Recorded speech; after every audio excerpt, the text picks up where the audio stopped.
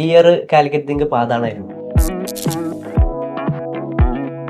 Twinkle വരുന്ന മുമ്പ് നോർമലായിട്ട് വീട് വരക്കാൻ പറയും, വീട് വരക്കും, പ്രകൃതി അങ്ങനെ വരക്കും. നമ്മൾ ക്ലാസ്സിൽ തന്നെ ഓരോ ഗെയിംസ് ഒക്കെ വെക്കും. ഫ്രണ്ട്സിനെ വരച്ചിട്ട് എന്താ ഫ്രണ്ട്സ് പറയുന്നത്? ഹോസ്റ്റൽ ചുവരിലൊക്കെ നമ്മൾ ആർക്കിടെക്ട്സിന്റെ പേരും അവരുടെ ഫേമസ് വർക്ക്സും മൊത്തം ചുവരിൽ എഴുതിയേക്കും. അത് പൊതുവെ ടഫാണ് ആർക്കിടെക്ചറിൽ, എന്നാലും അത് കൂടുതൽ ഇൻസ്പയർ ചെയ്തിരുന്നു. നമ്മൾ വരക്കുന്ന പോലെ അവരും വരക്കുന്നുണ്ട്, സോ അവർക്കൊന്നും പറയാൻ പറ്റില്ല.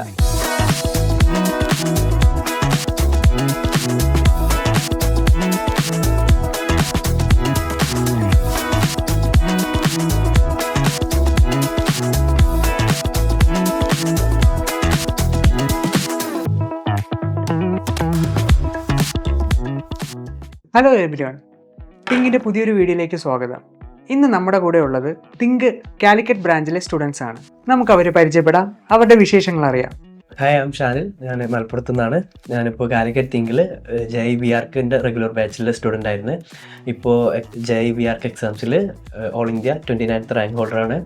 ഇപ്പോൾ അഡ്മിഷനൊക്കെ സ്റ്റാർട്ടായി. കാലിക്കറ്റ് NITയിലാണ് എനിക്ക് അഡ്മിഷൻ കിട്ടിയിരിക്കുന്നത്. ഹായ്, ഞാൻ മുഹമ്മദ് ജുറൈജ്, കുറ്റ്യാടിയിൽ നിന്ന് വരുന്നു. തിങ്ക് കാലിക്കറ്റ് റെഗുലർ BARC ബാച്ചായിരുന്നു. JEE-BARC ഓൾ ഇന്ത്യ 124 റാങ്കോടുകൂടി NIT കാലിക്കറ്റിൽ അഡ്മിഷൻ ലഭിച്ചു. ഇപ്പം നല്ല റാങ്ക് കിട്ടി, അഡ്മിഷൻ ലഭിച്ചു. നിങ്ങൾക്ക് എന്താണ് ഇപ്പോൾ തോന്നുന്നത്, ഫീലിങ്സ്? ഇപ്പം ഇതുവരെ 1 ഇയർ റിപ്പീറ്റ് ചെയ്തതിൻ്റെ ഒരു റിസൾട്ടാണ് ഇപ്പം കിട്ടിയത്. അപ്പം അതിൻ്റേതായ ഒരു സന്തോഷവും ഫാമിലീൻ്റെ ഭാഗത്തു നിന്ന് ആദ്യം സപ്പോർട്ട് ഉണ്ടായിരുന്നു. ഞാനൊരു ഡിസൈനായിട്ട് ഞാൻ മുമ്പ് ഡിസൈനൊക്കെ ചെയ്യാറുണ്ട്. അപ്പോൾ അതുകൊണ്ട് തന്നെ മുമ്പ് ആദ്യം തന്നെ എനിക്ക് ഏതാണോ താല്പര്യമുള്ളത് ആ ഒരു ഫീൽഡിലേക്ക് പോകാൻ പേരൻസിൻ്റെ ഭാഗത്ത് നല്ല സപ്പോർട്ട് ഉണ്ടായിരുന്നു.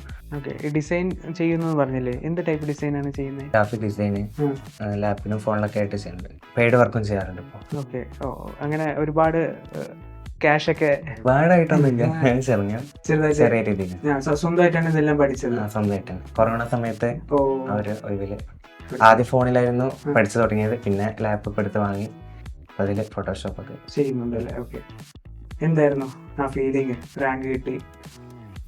ഒരു റിലാക്സേഷൻ ആയിരുന്നു. കാരണം പാരൻസിൻ്റെ റിലേറ്റീവ്സിൻ്റെ ഒക്കെ ഒരു പ്രതീക്ഷ, ഒരു ഹോപ്പ് നമ്മുടെ മേലിലാണല്ലോ. അപ്പോൾ അതൊക്കെ സാഫല്യാക്കാൻ പറ്റിയ ആ ഒരു മൊമെൻ്റ് ആയിരുന്നു റിസൾട്ട് വന്ന ടൈം. പിന്നെ കഴിഞ്ഞല്ലോ, ലൈക്ക് ആ ഒരു 1 ഇയർ ജേണി നമ്മൾ ഈ ഒരു മാർക്ക് കിട്ടിയതോടെ അപ്പോൾ ഒരു അടിപൊളിയായിരുന്നു പിന്നുള്ള ടൈമൊക്കെ. ഇങ്ങനെ പ്രതീക്ഷിച്ചിരുന്നോ ഈ ഒരു റാങ്ക് നിങ്ങൾക്ക് കിട്ടുമെന്ന്? ഫസ്റ്റ് സെഷനിൽ ഇത്ര പ്രതീക്ഷിച്ചിട്ടില്ലായിരുന്നു. പ്രതീക്ഷ കൊടുത്തത് തന്നെ കിട്ടിയത്. ഓക്കെ, സെക്കൻഡ് സെഷനാണ് കുറച്ചും കൂടെ പ്രതീക്ഷിച്ചത്, പക്ഷേ അതിന് അത്ര കിട്ടിയിട്ടില്ല. പ്രതീക്ഷയിൽ കിട്ടിയിട്ടില്ല, പ്രതീക്ഷയുള്ളത്. ഓക്കെ, എങ്ങനെയാണ്? ഞാൻ ആക്ച്വലി തിങ്കിൽ ചേരുമ്പോൾ തന്നെ എനിക്ക് ഫസ്റ്റ് സെഷനിൽ ക്രാക്ക് ചെയ്യണമെന്നായിരുന്നു ആക്ച്വലി. അതായത് സെക്കൻഡ് സെഷനിന് വേണ്ടി എനിക്ക് ഫസ്റ്റ് സെഷൻ കഴിഞ്ഞിട്ട് കുറച്ച് കാലം റിലാക്സ് ചെയ്തിരിക്കണം, അതായിരുന്നു ആദ്യം ചേരുമ്പോൾ തന്നെ എൻ്റെ മൈൻഡിൽ.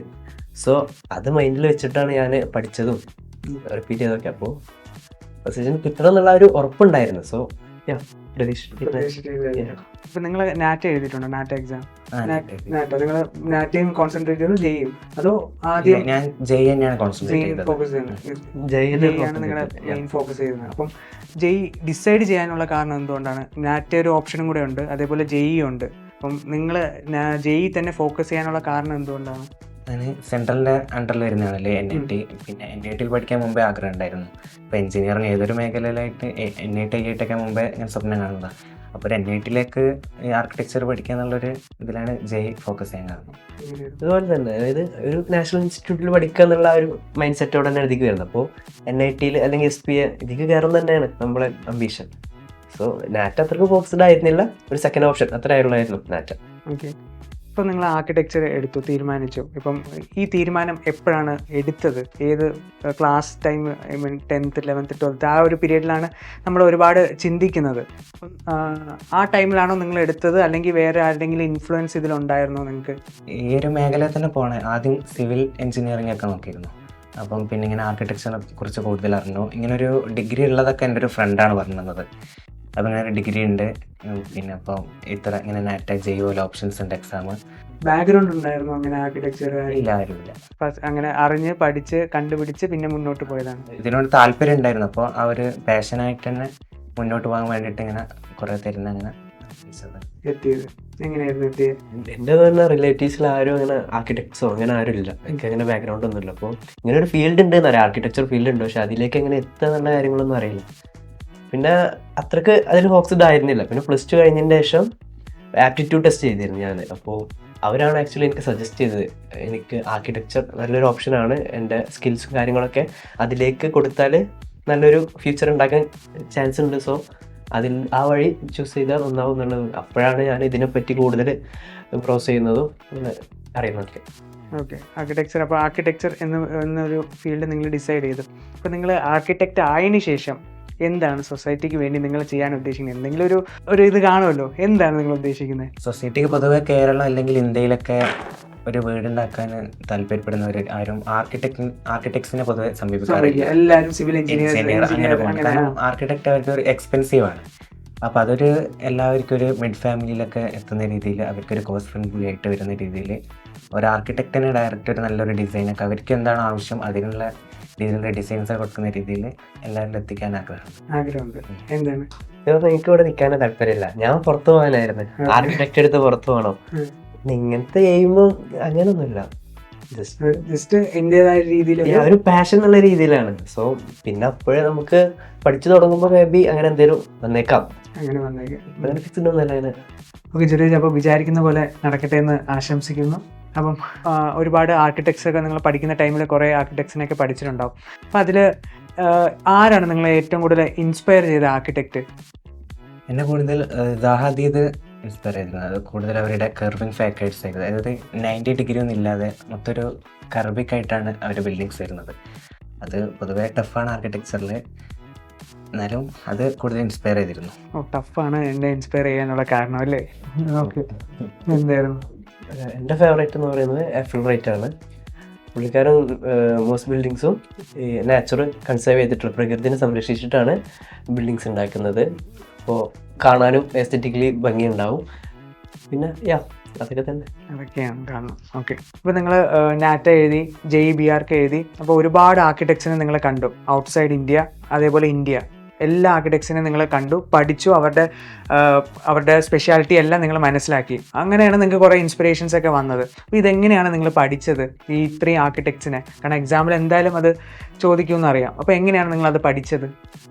മെയിനായിട്ട് തിങ്കിൻ്റെ ഒരു ബുക്ക് ഉണ്ടായിരുന്നു, ഒരു ഗൈഡ് ഉണ്ടായിരുന്നു. അതിൽ ഏകദേശം ഇന്ത്യയിലുള്ളതും 2 പാർട്ടായിട്ട് തന്നെ ആർക്കിടെക്ട്സിനെ പറയുന്നുണ്ട്. പിന്നെ ഗൂഗിൾ തന്നെയാണ് കൂടുതലും സോഴ്സ് ചെയ്തത്. അതിൽ കൂടുതൽ അന്വേഷിച്ച് അവരുടെ ബിൽഡിങ്സ് നോക്കി അങ്ങനെ മനസ്സിലാക്കി, അങ്ങനെ കൂടുതൽ പഠിച്ചത്. ഞാൻ മെയിനായിട്ട് ഫോണിലായിരുന്നു ഡിപ്പെൻഡ് ചെയ്തത്. ഞാൻ ക്വസ്റ്റ്യൻസ് ഞാൻ തന്നെ ഉണ്ടാക്കും. അതായത് ആ ഒരു ബിൽഡിങ് കാണിച്ചിട്ട് ഇത് ഏത് ആർക്കിടെക്റ്റിൻ്റെ എന്നുള്ള ക്വസ്റ്റ്യൻ ഞാൻ തന്നെ ഫോണിൽ ഉണ്ടാക്കി വെക്കും. അത് ഞാൻ പിന്നെ ആൻസർ ഞാൻ തന്നെ ഗസ് ചെയ്ത് ലൈക്ക് അങ്ങനെ ആപ്പ് ഉണ്ടല്ലോ. സോ അങ്ങനെ ഒരു 1000+ ക്വസ്റ്റ്യൻസ് ഒക്കെ ക്രിയേറ്റ് ചെയ്ത് അങ്ങനെ പഠിച്ചായിരുന്നു. പിന്നെ ഞാൻ ഹോസ്റ്റലിലായിരുന്നല്ലോ, അപ്പോൾ നമ്മൾ ഒരുമിച്ചിരുന്ന് പരസ്പരം ചോദ്യങ്ങൾ ചോദിക്കും, ഉത്തരം പറയും. പിന്നെ ഹോസ്റ്റൽ ചുവരിലൊക്കെ നമ്മൾ ആർക്കിടെക്ട്സിൻ്റെ പേരും അവരുടെ ഫേമസ് വർക്ക്സും അവരുടെ നാഷണാലിറ്റിയും അങ്ങനെ മൊത്തം ചുവരിൽ എഴുതി വെക്കും, പേപ്പറിൽ ഒട്ടിക്കും. അങ്ങനെ റാൻഡായിട്ടാണ്. ഇന്ന മെറ്റീരിയലിനെ മാത്രമായിട്ട് ഡിപ്പെൻഡ് ചെയ്തില്ല. തിങ്കിൻ്റെ മെറ്റീരിയൽ കുറേ ഹെൽപ്പ് ചെയ്തിട്ടുണ്ട്, പുറത്തുനിന്ന് കുറേ ഗൈഡ് വാങ്ങിയിട്ടുണ്ട്. സോ അങ്ങനെയായിരുന്നു, എല്ലാം കൂടെ മിക്സ് ചെയ്താണ് കിട്ടുന്നതൊക്കെ നമ്മൾ യൂസ് ചെയ്യും. ഇൻസ്റ്റയിൽ നമുക്ക് ഇൻസ്റ്റഗ്രാമിൽ കുറേ റീൽസ് കണ്ടിട്ട് അത് നമുക്ക് കുറേ കിട്ടും. ഓക്കെ, അപ്പൊ നിങ്ങൾ രണ്ടുപേരും ഹോസ്റ്റലിലായിരുന്നു അല്ലേ? അപ്പം വീട് എവിടെയെന്ന് പറഞ്ഞ്? വീട് കുറ്റിയാടി, മലപ്പുറമാണ്. അപ്പം തിങ്ക് കാലിക്കറ്റിൽ വന്ന് ഹോസ്റ്റലിൽ നിന്ന് ആ ലൈഫ് എങ്ങനെ ഉണ്ടായിരുന്നു? ഹോസ്റ്റൽ ലൈഫ് അടിപൊളിയായിരുന്നു. പിന്നെ അത് ഞങ്ങൾ ഇപ്പോൾ ഈ എൻട്രൻസ് കോച്ചിങ് എന്നൊക്കെ പറയുമ്പോൾ നമ്മൾ ഇപ്പോൾ രാവിലെ മുതൽ രാത്രി വരെ പഠിക്കുക, പിന്നെ കിടന്നുറങ്ങുക, പിന്നെ രാവിലെ എണീച്ച് പഠിക്കുക, അങ്ങനെ മെൻറ്റാലിറ്റി ആയിരുന്നു. പക്ഷെ അതിൽ നിന്ന് ഡിഫറെൻ്റ് ആയിട്ട് ഡ്രോയിങ്, അതുപോലെ ലൈവ് സ്കെച്ചിങ്. ഇപ്പം തിങ്ങിൻ്റെ ക്ലാസ് 4 മണി വരെയാണ്, അത് കഴിഞ്ഞാൽ ലൈവ് സ്കെച്ചിങ്ങിന് പോകും. അപ്പോൾ ലൈവ് സ്കെച്ചിങ് അങ്ങനെ ഒരു എൻജോയ്മെൻ്റ് ആയിരുന്നു കുട്ടികളെ കൂടി. പിന്നെ ഹോസ്റ്റലിനും ഇങ്ങനെ ഡിസ്കസ് ചെയ്യും കാര്യങ്ങളൊക്കെ. പിന്നെ ഒരു ഡിപ്രഷൻ, ഒരു കംപ്രഷൻ ഇല്ലാത്ത രീതിയിലായിരുന്നു.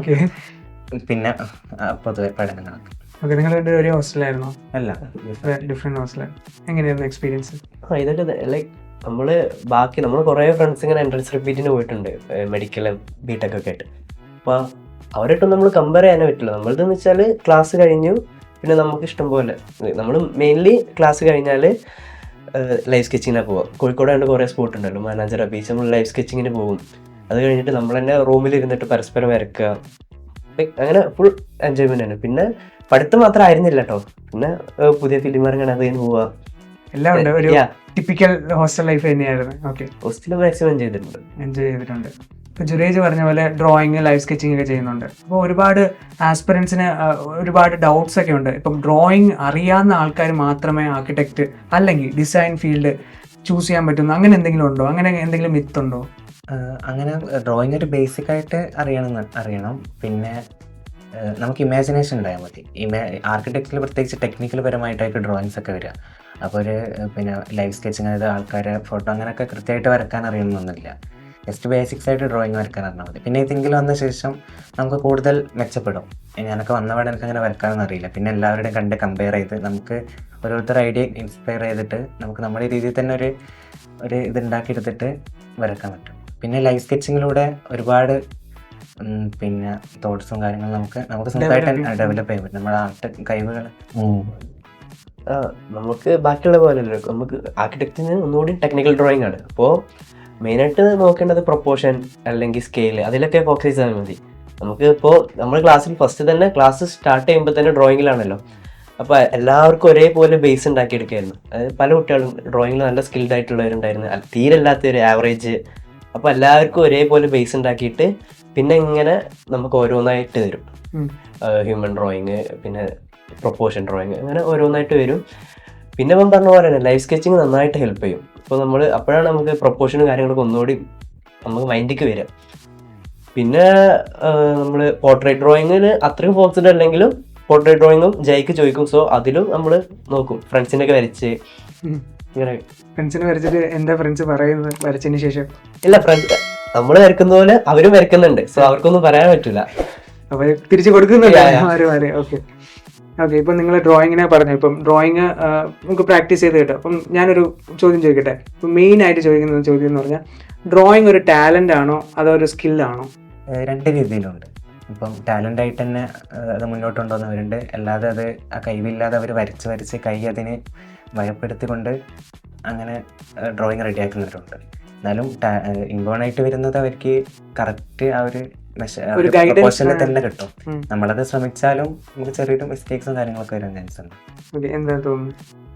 നമുക്ക് ഇമ്പോർട്ടൻ്റ് തന്നെ ടാലൻറ്റ് കിട്ടുന്നവരുണ്ട്. പക്ഷേ എന്ന് കരുതി അങ്ങനത്തെ ഉള്ളവർക്ക് മാത്രമല്ല ഇതിൽ സ്കിൽഡ് ആവാൻ പറ്റുന്നത്.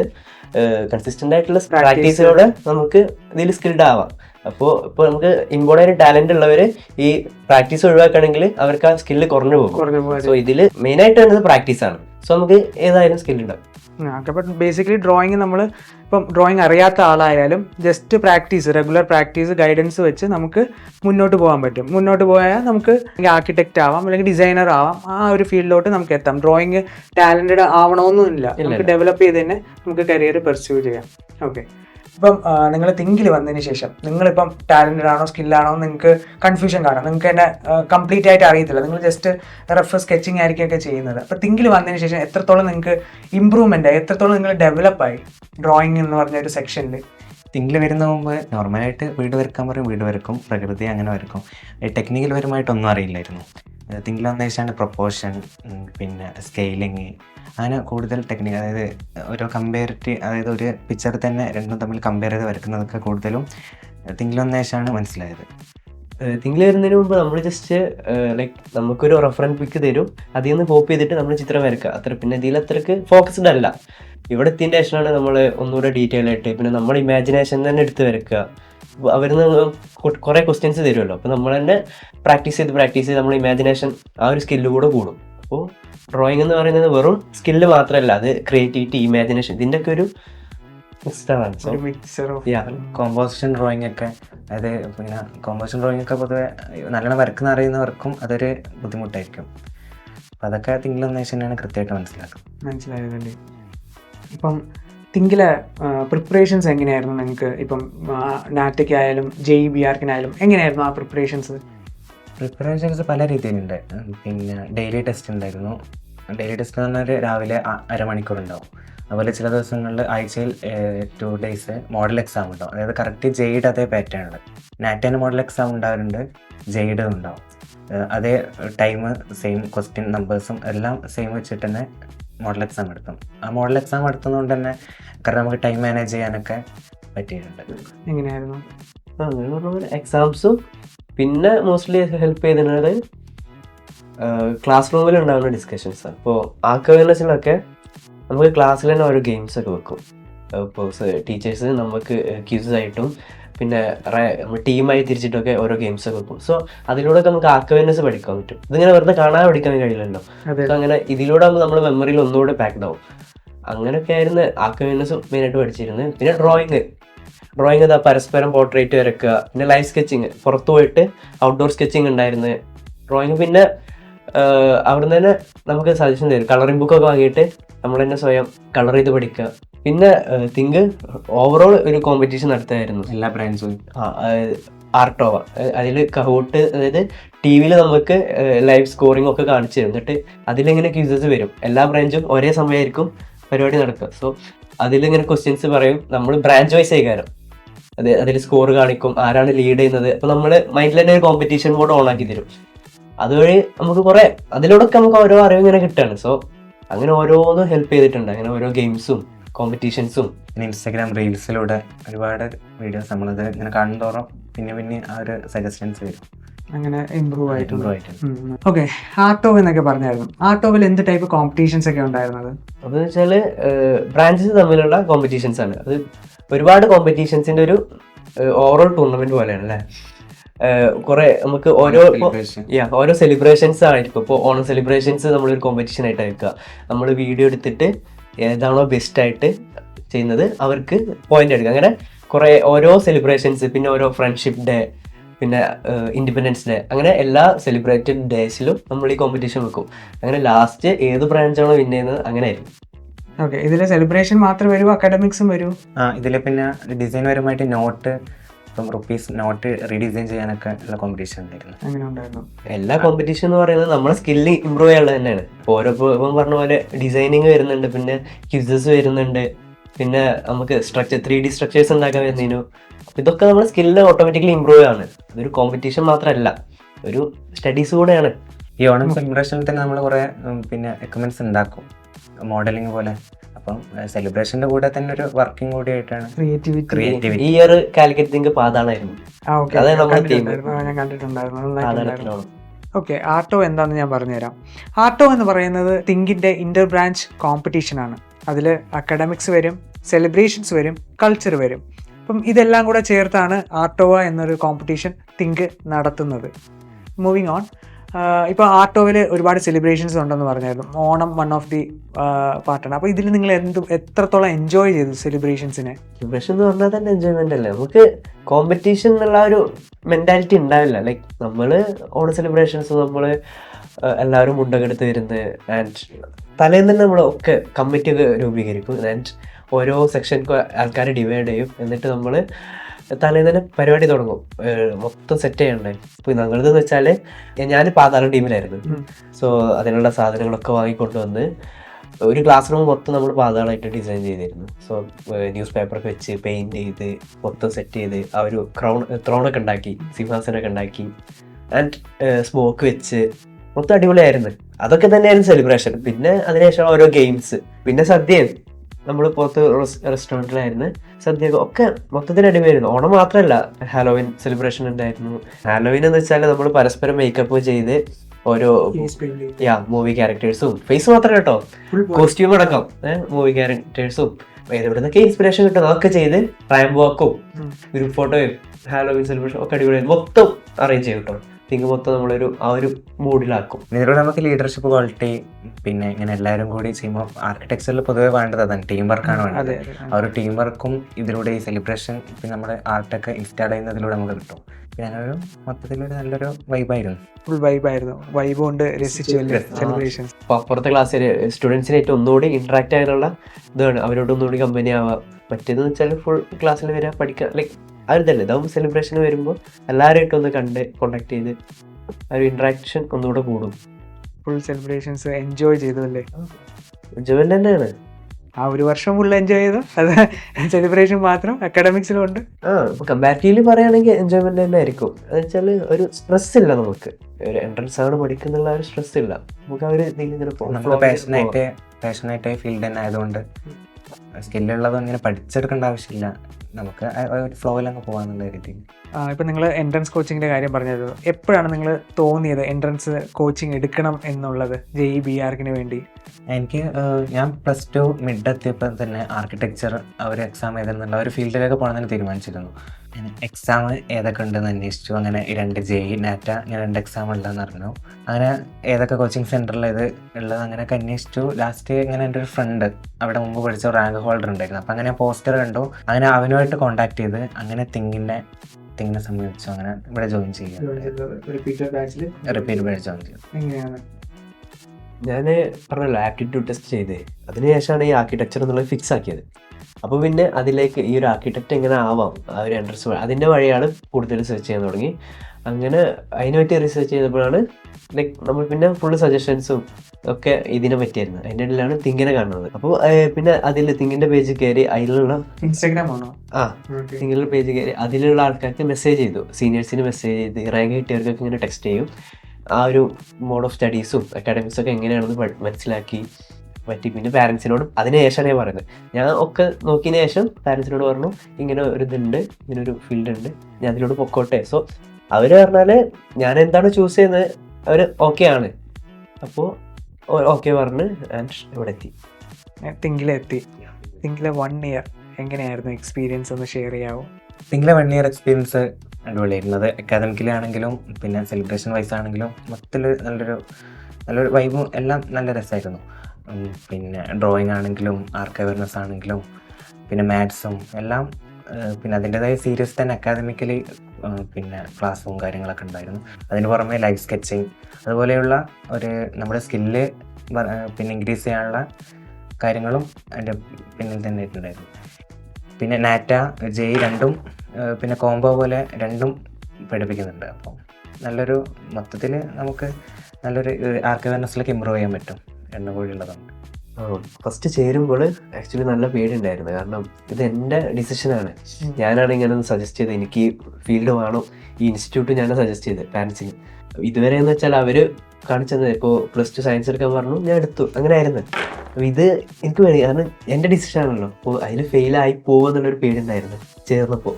അപ്പോൾ ആ ഒരു പേടിയോടായിരുന്നു ക്ലാസ്സിൽ വന്ന് വരുന്നതും ക്ലാസ് കേൾക്കുന്നതും പഠിക്കുന്നതും ഒക്കെ. പോകെ പോകെ ഇതിനോടുള്ള ആ ഒരു പേടി മാറിക്കിട്ടി. കാരണം അങ്ങനത്തെ രീതിയിലായിരുന്നു ക്ലാസ്സൊക്കെ. നമ്മളിങ്ങനെ പിന്നെ ആ പേടി മാറ്റി ഒന്നുകൂടെ എൻജോയ് ചെയ്ത് പഠിക്കാൻ തുടങ്ങി. അപ്പോൾ ഇങ്ങനെ ഈ വീക്കിലി നടത്തുന്ന എക്സാംസിലൊക്കെ കുഴപ്പമില്ലാണ്ട് മാർക്ക് വരാൻ തുടങ്ങി, റാങ്ക് ലിസ്റ്റിൽ ഇങ്ങനെ വരാൻ തുടങ്ങി. അപ്പോൾ പാരൻസിനും കുറച്ച് ധൈര്യമായി. അപ്പോൾ അവരുടെ സപ്പോർട്ടും പിന്നെ റിലേറ്റീവ്സിൻ്റെ ഇടയിലൊക്കെ ഉണ്ടായിരുന്നു. കാരണം ഈ ഒരു ഫീൽഡ് എന്ന് പറഞ്ഞാൽ കുറച്ച് റയർ ആണല്ലോ. സാധാരണ സയൻസ് കഴിഞ്ഞാൽ ഒന്നെങ്കിൽ BTech അല്ലെങ്കിൽ NEET. ഈ ഒരു ഇപ്പോൾ അവരുടെ ഇടയിലൊക്കെ ഇതൊരു ചിത്രവര പരിപാടിയാണ്, അവർക്കറിയില്ല കറക്റ്റ് ഇതിനെ പറ്റി. സോ പിന്നെ ഇങ്ങനെ ഇപ്പോൾ ഈ റാങ്ക് കിട്ടിക്കഴിഞ്ഞതിന് ശേഷമാണ് എല്ലാവരും ഇതിനെപ്പറ്റി ഒന്നുകൂടെ ചോദിക്കുന്നതും കോളേജിനൊക്കെ പറ്റി ചോദിക്കുന്നതൊക്കെ. അപ്പോൾ ആ ഒരു 1 ഇയർ എന്ന് പറയുമ്പോൾ ഫസ്റ്റ് ഞാൻ പറഞ്ഞല്ലോ കുറച്ച് പേടിയോടെയാണ് സ്റ്റാർട്ട് ചെയ്തെങ്കിലും പിന്നെ ഒരു എൻജോയ്മെൻറ്റിൽ അങ്ങനെ ഒരു ഫ്ലോയിൽ അങ്ങനെ പോയി. അത്യാവശ്യം നന്നായി, എൻഡിങ് അടിപൊളിയായി. സന്തോഷം, ഹാപ്പിയാണ്. ഞാൻ ഹാപ്പി, എൻ്റെ പാരന്റ് ഹാപ്പി, എല്ലാവരും ഹാപ്പി.